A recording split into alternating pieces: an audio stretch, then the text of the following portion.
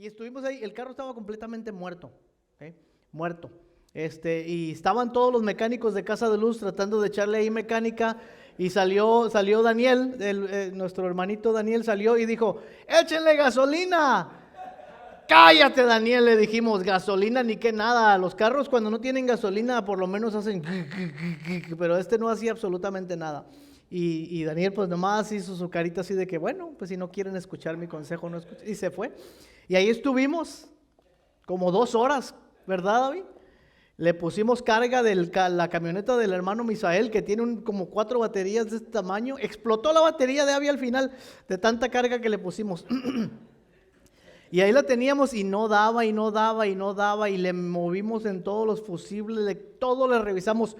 No funcionó el carro. Y de repente Jaime dijo: pues hay que echarle gasolina para tratar, a ver, ya sabemos que no es eso, pero ¿quién quite? Y ahí fueron a buscar un galón de gasolina y le pusieron un galoncito de gasolina y cuando le pusieron la gasolina nomás le hicieron, prendió el carro. Era la gasolina. Abby juraba que le había llenado el tanque 2 horas antes. Dijo: cuando me vine para acá corriendo no traía gasolina y le eché gasolina y le llené el tanque. Y nosotros pensamos que tuvo uno de esos déjà vus o una de esas cosas raras donde uno piensa que hizo algo pero no hizo nada. Les cuento esta historia porque el pasaje que estaba estudiando en la semana para compartir con ustedes me recordó, esta historia me recordó que mi vida es a veces como un carro sin gasolina, donde hay cosas que funcionan, pero le falta el poder principal, le falta lo más importante.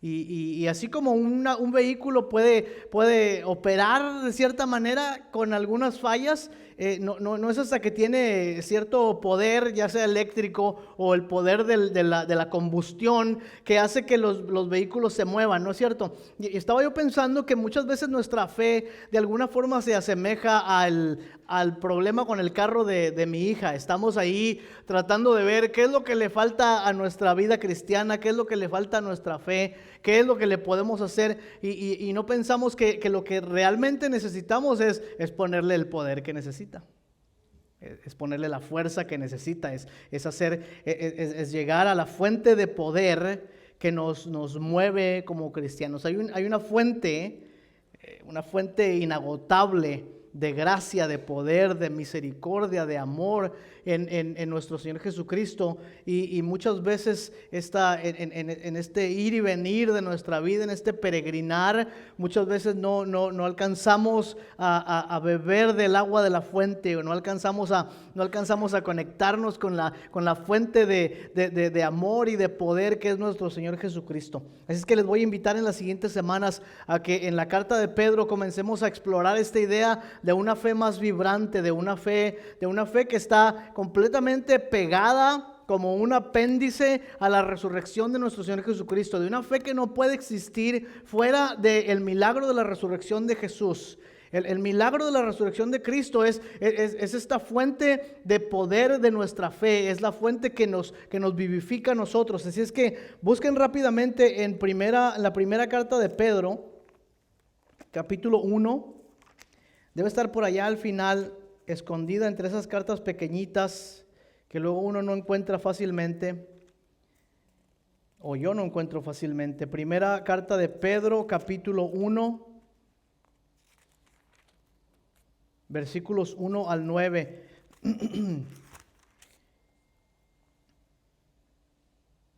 Y Pedro va a comenzar su carta con un reconocimiento del misterio de la Trinidad. Si ustedes se fijan en el primer versículo, Pedro va a decir: Pedro, apóstol de Jesucristo, a los expatriados de la dispersión en el Ponto, Galacia, Capadocia, Asia y Bitinia, elegidos según la presciencia de Dios Padre, en la santificación del Espíritu, para obedecer y ser rociados por la sangre de Inmediatamente Jesucristo, inmediatamente Pedro comienza esta salutación en el gran misterio de nuestra fe, en el gran misterio de la Trinidad. Nosotros somos personas trinitarias, no porque tengamos tres partes, sino porque adoramos a un Dios perfecto en tres personas, el Padre, el Hijo y el Espíritu Santo. Y Pedro, mirando a la iglesia, les recuerda este misterio de la Trinidad y luego les dice dos cosas interesantes. Si ustedes lo miran en el versículo 1, primero los llama exiliados, expatriados. Nosotros entendemos bien este concepto, ¿no? Los inmigrantes comprendemos bien la idea de ser expatriados. No somos ni de aquí ni de allá. ¿Cuántos de ustedes han ido de regreso a su país y les dicen, ay no, tú ya no eres de acá, tú ya eres gringo? Pero estando aquí nadie jamás te va a decir a ti que eres gringo. A Mike sí. Pero entendemos bien este concepto de ser exiliados, de ser expatriados, de no pertenecer a un lugar, de no pertenecer a otro, de ser, como dice un cantante que me gusta mucho, ay, se me olvidó cómo dice, Jorge Drexler dice, somos transhumantes, hijos de inmigrantes. De aquí y de aquí para allá todo el tiempo, no tenemos un solo lugar. Y esa es la condición del cristiano, es alguien que no pertenece a este mundo, pero que vive en este mundo, que está como expatriado porque su patria celestial todavía no está completamente aquí, pero vive en una patria que está siendo suya, ¿no es cierto? Y entonces comienza con esa expresión de que somos expatriados, de que somos exiliados, pero luego dice expatriados y exiliados, pero ustedes son elegidos. Hermoso, es un contraste hermoso en lo que el apóstol Pedro está diciéndole a la iglesia. Como una persona que es expatriada, como una persona que es exiliada, como una persona que no es ni de aquí ni de allá, ha sido elegida por la presencia, el preconocimiento de Dios para ser rociado por la sangre de Jesucristo. Hermosa contradicción, inmediatamente vemos lo que dice el apóstol Pedro, y luego dice, y por esa razón ustedes van a recibir una multiplicación de gracia y de paz. Ustedes que han sido elegidos según la presencia de Dios Padre en santificación del Espíritu para obedecer y ser rociados con la sangre de Jesucristo, gracia y paz os sean multiplicados. Y después quiero que vean los siguientes versículos del 13 en adelante. Si los pueden ir leyendo conmigo en sus Biblias. Dice, bendito el Dios y Padre de nuestro Señor Jesucristo, que dice que nos hizo, que según su grande misericordia nos hizo renacer para una esperanza viva por la resurrección de Jesucristo entre los muertos. Okay, quiero que te olvides por un momento de la comida que se quedó en la casa, de la cita que tienes al salir de aquí, del partido de fútbol que vas a mirar en la tarde, del trabajo que tienes que hacer mañana, de los niños con los que tienes que lidiar en la escuela, y que te empapes de este mensaje que el apóstol Pedro le está dando a la iglesia. Bendito el Dios y Padre de nuestro Señor Jesucristo, que según su grande misericordia nos hizo renacer para una esperanza viva por la resurrección de Jesucristo de entre los muertos, para una herencia incorruptible, incontaminada e inmarcesible, reservada en los cielos para vosotros que sois guardados por el poder de Dios mediante la fe para alcanzar la salvación que está preparada para ser manifestada en el tiempo postrero, en lo cual vosotros os alegráis, aunque ahora por un poco de tiempo, si es necesario, tengáis que sufrir diversas pruebas, para que sometida a prueba vuestra fe, mucho más preciosa que el oro, el cual aunque perecedero se prueba con fuego, sea hallada en alabanza, gloria y honra cuando sea manifestado Jesucristo, a quien ustedes aman sin haberle visto, en quien creyendo, aunque no lo ven, se alegran con un gozo inefable y glorioso, obteniendo el fin de vuestra fe, que es la salvación de vuestras almas. Y después dice un poquito más cómo los profetas anunciaron esto para nosotros, y ahora nosotros recibimos esta palabra de verdad y nos damos cuenta del vocabulario que está utilizando el apóstol Pedro. Lo primero que dice es que fuimos renacidos a una esperanza viva por la resurrección de Cristo entre los muertos. La idea de renacer es una idea interesante en la Escritura. El primer hombre, Adán, fue creado del polvo de la tierra. Es un hombre carnal, es un hombre terrenal. El segundo hombre fue creado por el Espíritu de Dios. Lo primero era corruptible, lo segundo es incorruptible. Adán fue susceptible a la corrupción, Cristo no es susceptible a la corrupción. Nosotros, por ser hijos de Dios, aunque vivimos en un mundo corrupto, ya nuestra fe no es corruptible porque está fundamentada en el Señor Jesucristo. Y dice que por la resurrección de Cristo de entre los muertos nos hizo renacer para una esperanza viva. Ahora vean esto, todo el mensaje del Nuevo Testamento, todo el mensaje de la Biblia pende de esta verdad que Pedro acaba de declarar. Si Cristo no resucitó de entre los muertos, hermanas, hermanos, si Cristo no se levantó de entre los muertos, dice el apóstol Pablo, nuestra fe es vana. Nuestra predicación es vana, aún estamos muertos en nuestros pecados, somos los más dignos de conmiseración de todos los hombres en la tierra. Fíjense qué tan importante es la resurrección de Jesús, que dice que si no fuera por la resurrección de Cristo, que si no fuera porque el Señor ha resucitado, todo lo que tú y yo creemos, en todo lo que hemos puesto nuestra esperanza, todo lo que nos anima a seguir viviendo, todo lo que nos hace buscar una vida de justicia y de santidad, sería absolutamente nada. Seríamos dignos de que la gente se riera de nosotros por haber puesto nuestra esperanza en algo tan torpe como la resurrección que nunca ocurrió. Entonces, esta esperanza que ustedes tienen está viva porque Cristo fue resucitado de entre los muertos. El fundamento de nuestra esperanza y el fundamento de la vida de esta esperanza reposa en la resurrección de Jesús. Y todos ustedes saben lo importante que es la resurrección de Jesús, ¿no es cierto? ¿Qué ocurrió en la resurrección? En la resurrección Jesucristo le pone punto final al pecado y a la muerte. La muerte ya no tiene poder. Satanás ya no tiene poder. Ha sido despojado de su poder, ha sido despojado de lo que él creía o pensaba que le pertenecía. Satanás no tiene más poder sobre nosotros. El apóstol Juan dice, el que es del Señor, el maligno no puede ¿qué? No puede tocarle.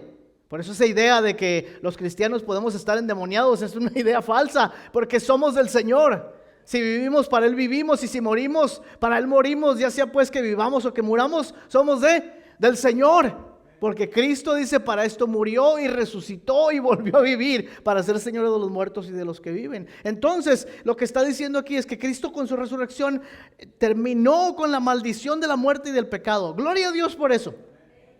Ya no somos esclavos del pecado. Caemos en pecado, luchamos en contra del pecado, batallamos contra el pecado, nos rendimos a veces al pecado, pero no somos esclavos del pecado. Hemos sido redimidos por la preciosa sangre de Jesucristo. Hemos sido comprados para ser el pueblo de Dios. Ya no somos de este mundo, ya no somos del diablo, ya no somos de nosotros mismos, le pertenecemos al Señor. ¡Qué hermoso!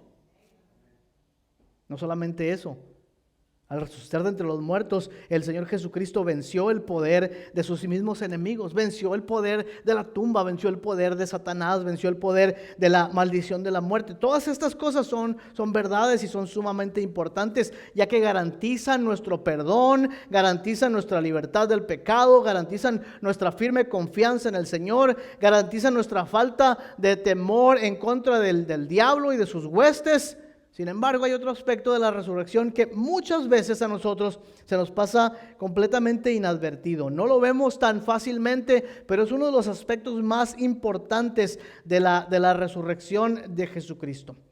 Cuando Jesucristo resucitó de entre los muertos, Jesucristo inició la creación, la nueva creación de Dios. Eso es algo que me gustaría que recordaran siempre cuando piensan en la resurrección de Jesús. Cuando Cristo resucitó entre los muertos, es cierto que venció el pecado y es cierto que venció la muerte y es cierto todo lo demás que hemos dicho, pero una cosa importante que la resurrección de Jesucristo hizo fue iniciar la nueva creación de Dios. Los judíos esperaban que en algún momento Dios iba a comenzar el nuevo siglo. Que en algún momento Dios iba a venir, Dios iba a restaurar la nación de Israel, Dios iba a derrotar a sus enemigos, Dios iba a traer justicia y paz a la nación y hasta los muertos iban a resucitar. ¿Qué pasó el domingo de resurrección?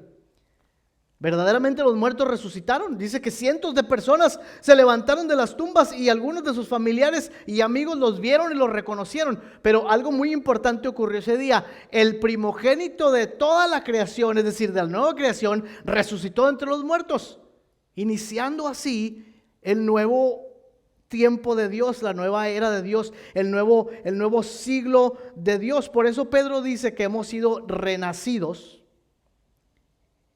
Hemos nacido de nuevo, hemos entrado en una nueva creación, a una esperanza viva. Así es que la resurrección de Jesucristo no solamente garantiza que Él venció la muerte y el pecado, pero también garantiza que trajo a la luz la vida y la inmortalidad.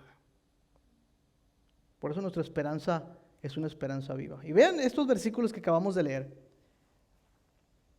Me asombra la belleza de la fe que el Señor nos ha dado. No es nuestra fe. No la inventamos nosotros. Es una virtud que fluyó de Dios hacia nuestras vidas y es una hermosa virtud. Dice que esta fe que el Señor nos ha dado nos promete una herencia incorruptible, una herencia incontaminada, una herencia imperecedera. Tenemos una herencia en el Señor, no una herencia de que únicamente de que vamos a estar, vamos a obtener el premio final, pero de que vamos a estar para siempre con el Señor. Es una herencia incorruptible, nada la puede corromper, nada la puede contaminar, nada puede hacer que se vaya de nosotros. Es una fe, leímos hace un momento, que nos lleva a experimentar el poder de Dios. Versículo 5 dice, ustedes que son guardados por el poder de Dios mediante la fe.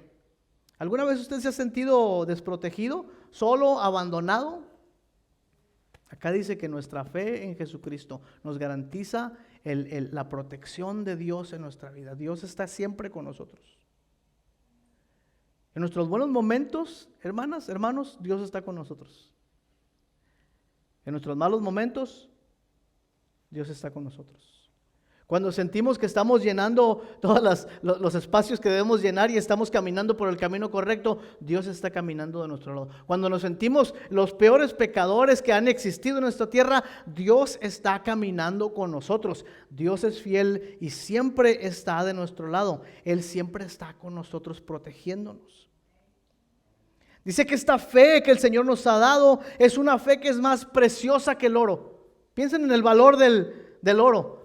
En la pureza de una hermosa joya, en lo lindo que se ven unos hermosos aretes, un hermoso anillo, la pureza que representa. Y dice, esta fe que ustedes tienen es más preciosa que el oro. Tiene más valor, tiene más pureza, tiene más belleza.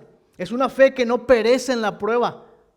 Dice, ahora por un momento ustedes tienen que pasar por diversas pruebas para que su fe sea probada y sea hallada en alabanza y en gloria para nuestro Dios. Y no es una fe, la fe del cristiano en Cristo, no es una fe que se muere en la prueba, es una fe que florece en la prueba.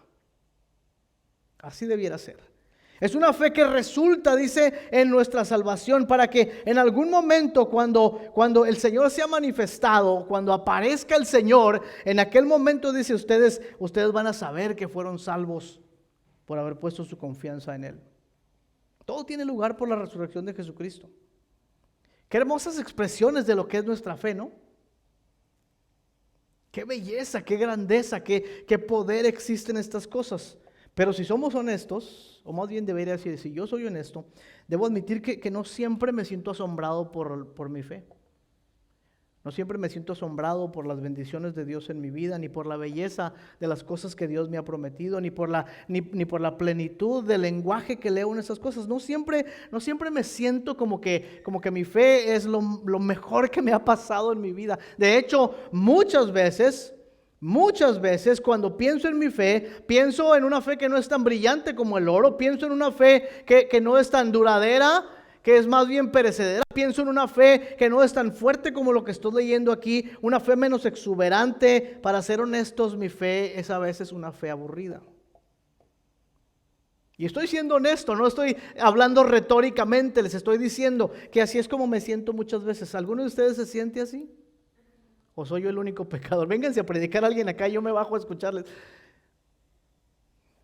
Lo que leo acá, La exuberancia de la fe, la belleza de la fe, el resplandor, la majestad de la virtud que fluye de Dios, que se traduce en nosotros en una fe, no es lo que yo experimento muchas veces. ¿Cómo usted piensa en su fe?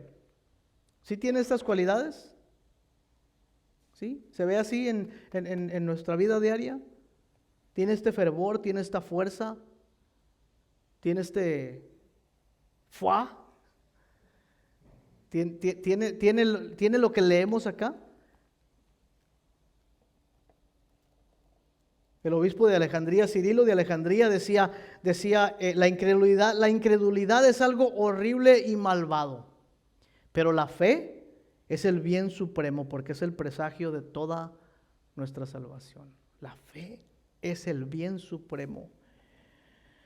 Y no estoy diciendo que uno debe andar por la calle ahí presumiendo su fe. Yo a veces no me burlo, me río en mis adentros. Es lo mismo, ¿verdad? Tengo algunos hermanos familiares que les encanta como andar presumiendo su fe, ¿no es cierto? ¿Cómo estás? Le digo a mi hermana, bendecida, corregida, aumentada, resplandeciente, amorosa, gloria al Señor, aleluya. A lo mejor así es su carácter, pero de lo que estoy hablando cuando hablo de nuestra fe no es fingirla, no es decir, oh no, nuestra fe debe ser una... No, estoy hablando de la realidad, de la sustancia. La Biblia le llama la fe sustancia, del stuff, de la cosa esa que hay en nuestros corazones, de la sustancia que nos llena con la virtud de Dios. No andamos por la calle presumiendo la belleza de nuestra fe.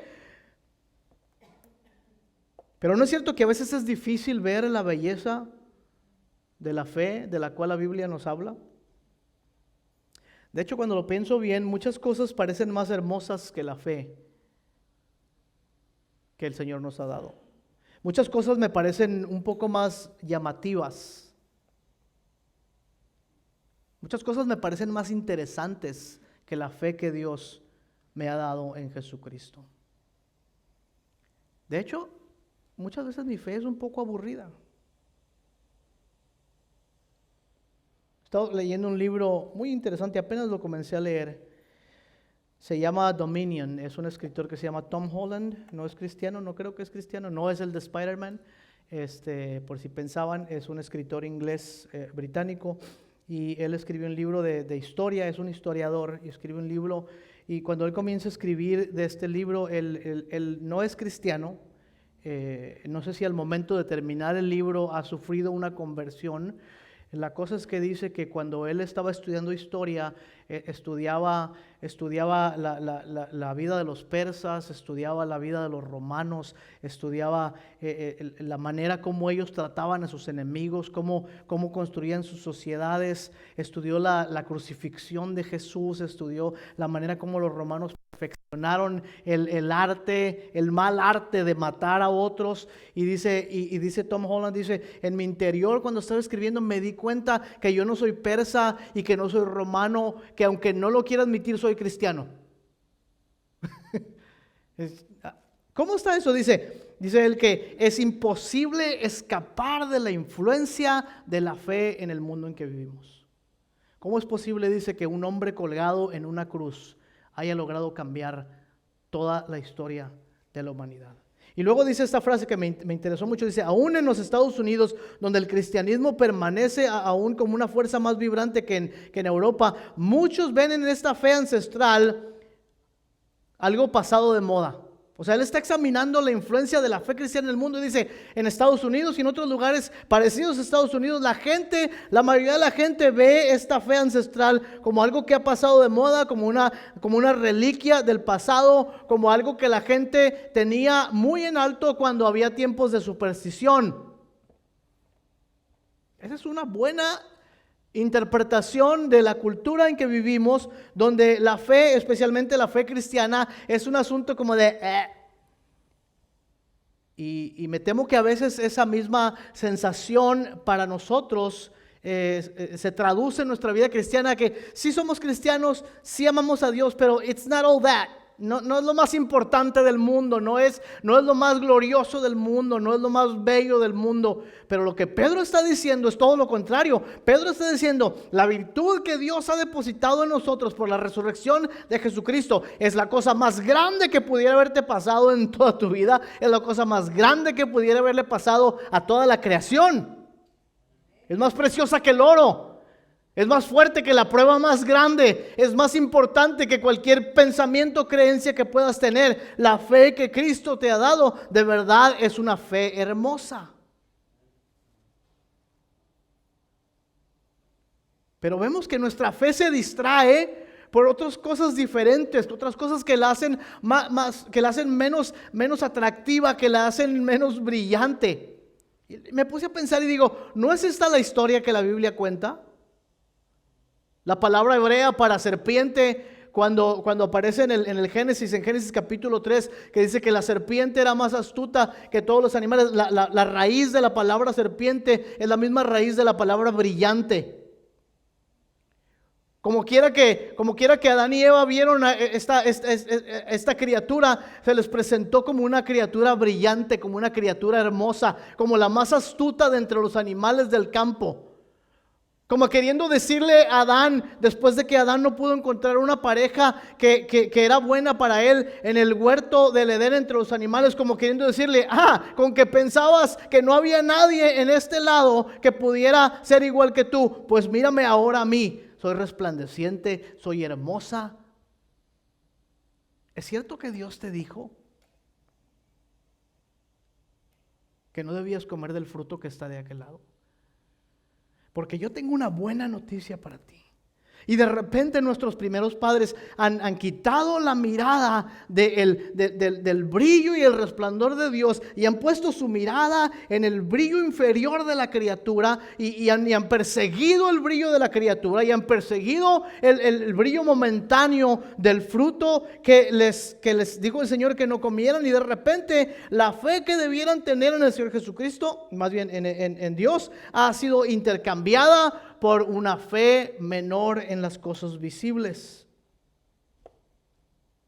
¿Por qué crees que Dios quiere alejarte de algo tan bueno? Tal vez Dios no es tan bueno como tú pensabas. Tal vez no es tan resplandeciente como tú pensabas que es. Mírame a mí. Yo soy resplandeciente, yo soy astuta, yo soy hermosa. Yo puedo darte lo que Dios no te quiere dar. ¿No dice la historia de la Biblia que Dios sacó a Abraham de la tierra de los caldeos, de una tierra de idolatría, pero una tierra de riqueza también? ¿Y a dónde lo llevó Dios? Le dijo, sal de tu tierra y de tu parentela, yo te voy a llevar a un lugar que no conoces. Un intercambio de brillantez. Acá hay brillantez, pero Dios me está invitando acá. ¿Qué voy a hacer con mi vida? ¿Voy a seguir el brillo de Dios? ¿Voy a seguir la belleza de Dios? ¿O voy a seguir la brillantez de las cosas que puedo ver? ¿No trató Faraón de impresionar a Moisés enviándole a sus hechiceros para que Moisés ignorara el mandamiento de Dios y no liberara al pueblo? Y les dijo, ¿tú crees que lo que estás haciendo es lindo? Mira lo que mis hechiceros pueden hacer. Es mucho mejor que lo que tú puedes hacer. Y no fueron las cebollas y los rábanos en la tierra de Egipto las que hicieron al pueblo de Dios decir, estamos hartos de este pan que cae del cielo. Quisiéramos estar de regreso en Egipto, donde aunque éramos esclavos comíamos cebollas y rábanos, porque nuestra alma está hastiada de este pan. Y en el desierto intercambiaron la gloria de Dios por la gloria de los ídolos. Y hay un gran paralelo en esta historia de la Biblia, porque nosotros también somos el pueblo en el desierto. Pedro lo acaba de decir, somos los exiliados. Y estamos también caminando como el pueblo de Israel en este desierto que es este mundo que está pasando. Y también en este desierto están todas estas cosas que nos están atrayendo, que nos están llamando, que nos están diciendo que son más resplandecientes que lo que Dios quiere ofrecernos. ¿No le dijo el tentador al Hijo de Dios? Todos los reinos de la tierra te daré si te postras y me adoras. Y no fue el Hijo de Dios quien, despreciándolo todo absolutamente, abrazó lo oprobio, fue hasta la cruz, murió por tus pecados y por los míos. Y no fue el Hijo de Dios quien fue desechado y despreciado, pero que también fue resucitado entre los muertos y exaltado hasta lo sumo. La contradicción de la fe siempre es que regularmente habrá cosas que son mucho más llamativas que la fe que el Señor nos ha dado. Cosas que no son necesariamente malas, que tal vez son buenas, pero lo bueno siempre es enemigo de lo mejor. Y la fe que Dios nos ha dado en Jesucristo es verdaderamente una fe preciosa, es verdaderamente una fe poderosa, es una fe vibrante, es una fe que crece. ¿Y saben por qué crece? Porque descansa en la piedra angular, descansa en el Señor Jesucristo. El versículo 7 y 8 dice que nuestra fe resultará en alabanza y gloria cuando sea manifestado Jesucristo, a quien nosotros amamos sin haberle visto. Y Mike, cuando leí el Evangelio, recitó esas palabras que hemos escuchado muchas veces: bienaventurados los que no vieron y creyeron. Qué grandeza y hermosura de la fe que Dios deposita en nuestros corazones, que sin haber visto al Señor le amamos. Y nuestra fe, dice el viejo canto, descansa en buen lugar, no en una religión, en tierra firme, en el fundamento de los siglos, en la roca de nuestra salvación.